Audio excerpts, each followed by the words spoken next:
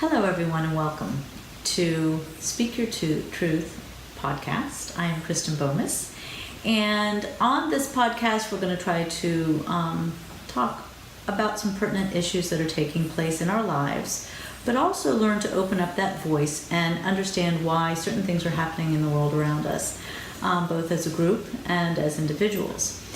So today, we're going to talk about sexual harassment. The Me Too campaign is huge.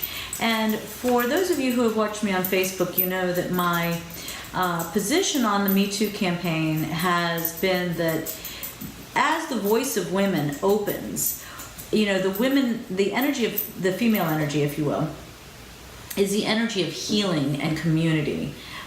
So much more as well. But the women, as they start to open their voice and they start to feel the healing of coming forward with the sexual harassment, that's going to then free up everyone else to open up their voices. And I have felt very strongly that the men in our culture would follow suit and start to open up their voices of where they have been sexually assaulted, abused, in some way in career or life.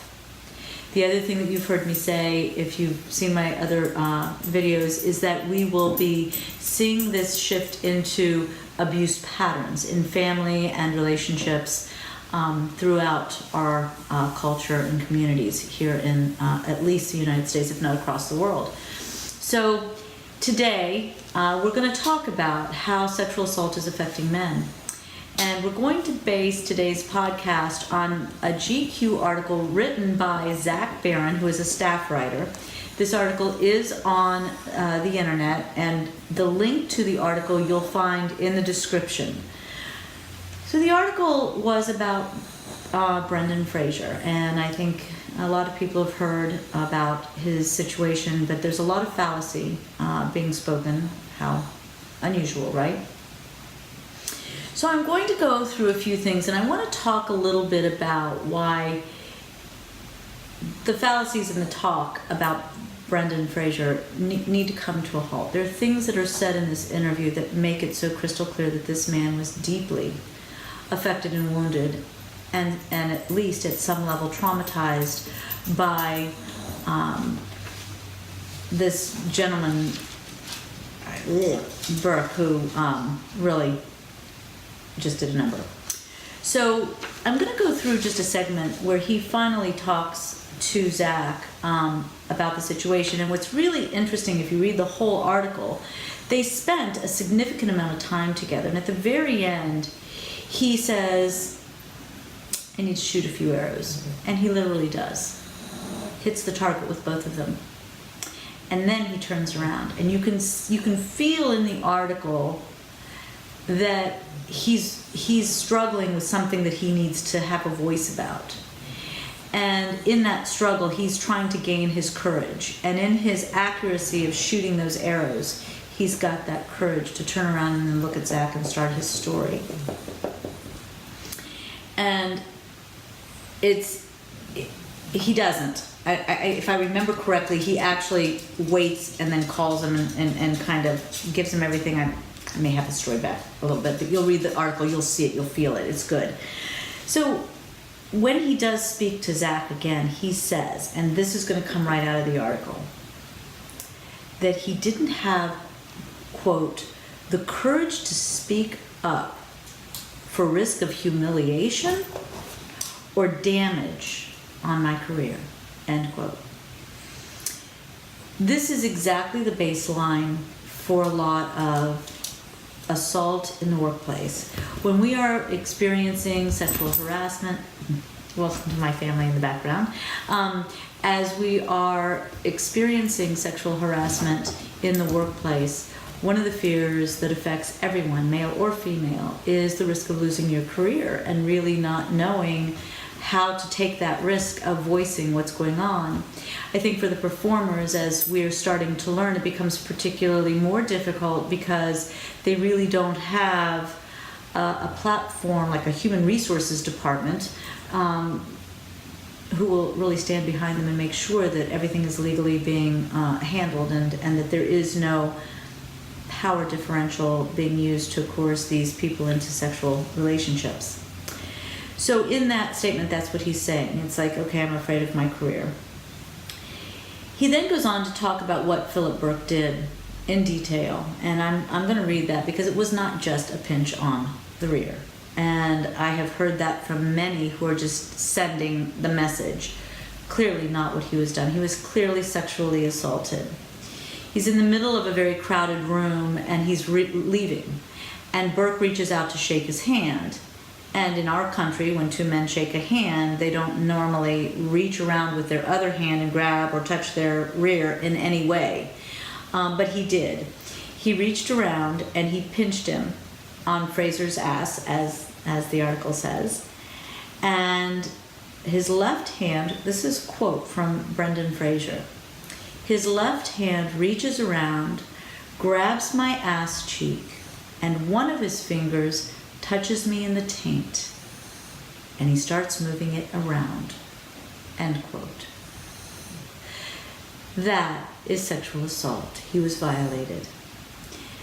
Fraser says that in that moment he was overcome with fear and pain. Again, those are the words of only someone who has been violated. It isn't something we make up, because that fear and that pain is something that's so nondescript. And it is something that the person feels once they've been violated in any way. But he goes on to say more. He says, I felt ill. By the way, this is in quotes. I felt ill. I felt like a little kid. I felt like there was a ball in my throat.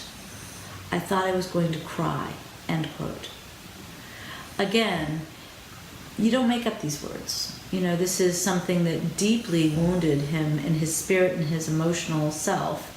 He felt violated to the very core.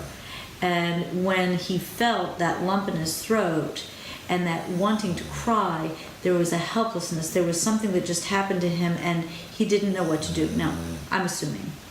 Let's keep that in mind. But I'm trying to generalize this to what really happens in victims, even from what appears to be the smallest of violations. A violation is a violation. It can get worse, but once it's a violation, it is significant. And you can see this. I mean, it really brought this man to a new place. He went on to say that when he left, he ran out, he ran right past an officer, didn't say a word, just couldn't wait to get out of there. But he says, quote, I felt like someone had thrown invisible paint on me. Again, the big scarlet letter. And that's something that you'll hear from all people who have been violated, especially sexually, but in some way, and that is that there is something that just labels them. The shame is so intense that label just feels like the public knows, everybody knows, and if I tell somebody, it's not going to bode well. I'm either going to be judged, or I'm going to lose my job, or more. But it's a fear of something destructive happening in their life if they share what has happened to them by someone who is in an authority position in particular. And then again, as we do see in any of these cases where somebody has been violated, the perpetrator tends to lie to cover up. And of course, you know, Mr. Fraser is telling his story to the HFPA, and Philip Burke's response is, Mr. Fraser's version is a total fabrication, quote unquote. Mr. Fraser's version is a total fabrication. A man who reaches around and touches another man's ass while he's shaking his hand goodbye, in its very smallest form, is not socially acceptable and is a form of violation. So, Mr. Burke, I wonder who's really fabricating. You sound like the other people who violate and perpetrate. Fraser mentions that he thought about making it public, but he didn't. He couldn't find the voice because, quote, I didn't want to contend with how that made me feel, or it becoming part of my narrative, end quote. One of the things we know about trauma is that there is an avoidance piece. It's very classic. And here he is avoiding it. He didn't want to identify with it. That would be the shame. again, I'm assuming, but I want you to see this as a more broader statement to what's happening to anyone who is perpetrated in this manner. So he went to the HFPA and they required Burke to write an apology letter about the incident. And Burke says, quote, "My apology admitted no wrongdoing." Wait a minute, "My apology admitted no wrongdoing. The usual, if I've done anything that upset Mr. Fraser, it was not intended and I apologize." The general, vague, nonsensical apology that is not an apology. Again, typical of the perpetrator. It's just pushing it under the rug. No remorse, no guilt, no responsibility. As we all know, a vague apology is never an apology because it leaves the one who was harmed in a position of really feeling as if it's still them and they can't quite make sense of it.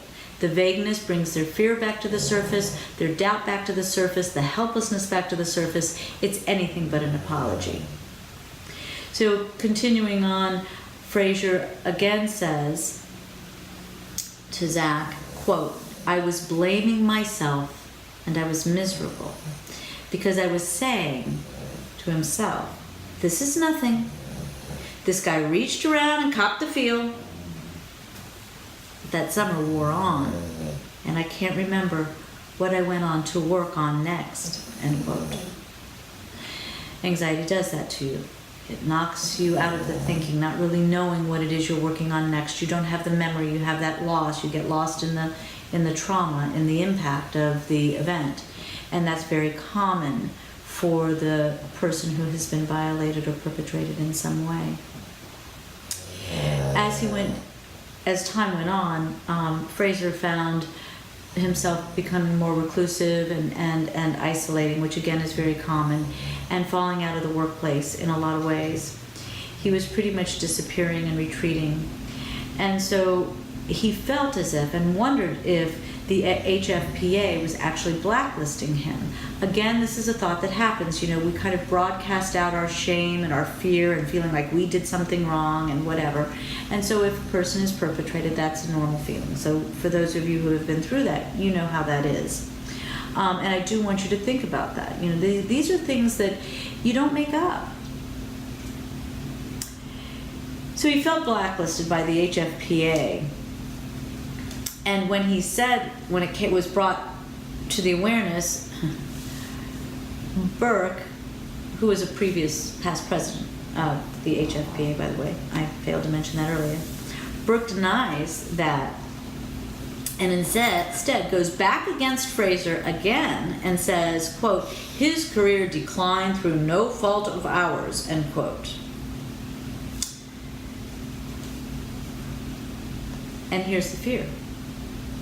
Here's the very fear that he had from even talking about it, that his career would go down and that he would have nothing.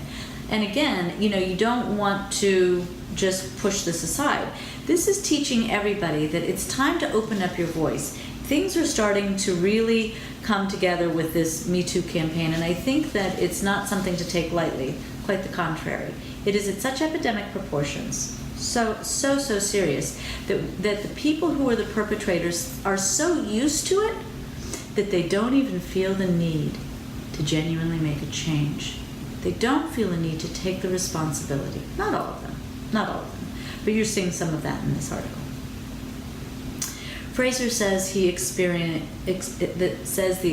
really messed with his sense of, quote, "who I was and what I was doing," end quote. Work, he says, quote, "withered on the vine for me. In my mind, at least, something had been taken away from me." And again, that is what happens. It's not just confidence. It's not just uncomfortability. It's that something is stolen from you in your dignity, in your sense of self, in your confidence, in everything. And so if it's in the workplace, and in the workplace is where we usually have our greatest sense of confidence and esteem and identity, and when that's taken away, that's really a faltering. And in the acting world, where else is he going to go? And so he felt even more alone and isolated in this than in other cases. So this past fall, he watched other people, coming forward at the Globes. And he says, quote, "I know Rose McGowan, I know Ashley Judd, I know Myra Sorvino. I've worked with them. I call them friends in my mind. I haven't spoken to them in years, but they're my friends. I watched this wonderful movement, these people with the courage to say what I didn't have the courage to say," end quote. And therein lies the beauty of the Me Too movement. It's opening up the courage in everybody. And that is so exciting because so many people have just wanted to say, this is what happened to me. And they didn't have the courage for so many reasons. And rightly so. Our society didn't support their voice. But now we do. And now the courage is contagious. The sadness was, as he was watching the Globes on TV and he's watching all the actresses in black and the actors with their Time's Up pins, he looked down in the audience and he saw Burke sitting there. Burke was there, but Fraser was not. He used to go a lot. So at the end of the article, he quotes something very powerful. Quote, "Am I still frightened? Absolutely. Do I still feel I need to say something? Absolutely. Have I wanted to many, many times? Absolutely. Have I stopped myself? Absolutely." End quote. There are 3 names mentioned in this article: Philip Burke, Brett Ratner, of course I always forget the third, thank God for notes and cheat sheets, right? Bryan Singer. I think everybody is hearing about Philip Burke. That's, I don't know if you realize, but just recently, I'm going to do these letters again, the HRFA is going to HFPA is reopening the case to investigate what happened to Brendan Fraser. Thank you. I'm so grateful that's happening. Something needs to be done here. Brett Ratner has been perpetrating people for a long, long time. Those voices are now being heard. Thank you to everybody opening up your voice and having the courage. And of course, Bryan Singer, if you haven't heard, also was toying with the younger boys. And there are more stories coming out as well. But I thought this was really important, and I do urge each and every one of you to go to GQ and Zach's article. Again, we've got the link in the description. And please, let's support these men who are following suit in the courage of the women to have a voice and say that it's not just the women, it's us too. Our society supports women. This is going to sound kind of crazy, but women are kind of socialized to be prepared for this kind of perpetration or violation. Just in the way we are raised to think about ourselves and our body, and we're always told, how to take care of situations like that. But it's very difficult in the workplace and in some relationships, and especially an abusive relationship. And so for the men, you're not socialized to have to think about being perpetrated or violated sexually. And when this is happening to the men in our community and they're not ready for it, it's a different ballgame. So, that being said, I would like to end with one small plug. We are doing a free public event in South Florida. I know not all of you are here. On Tuesday, March 20th from 6 p.m. to 8 p.m. in Delray Beach, Florida at the Old Schoolhouse on Atlantic. We are inviting everyone to come to learn more about the power of the Me Too campaign and the Time's Up movement, and to really step into this and have the courage to have a voice and create a new beginning. March 20th is right around the time of the spring equinox, and it's a beautiful time to open up and have a voice and create a new beginning for yourself. So please do join us there. If you're interested in more details on the evening, please contact us on the website, KristenBomas.com. There is a sign up there. We are taking reservations because it's a limited space. So please sign up. Let us know that you're going to be there. And thank you very much for joining me today on Speak Your Truth.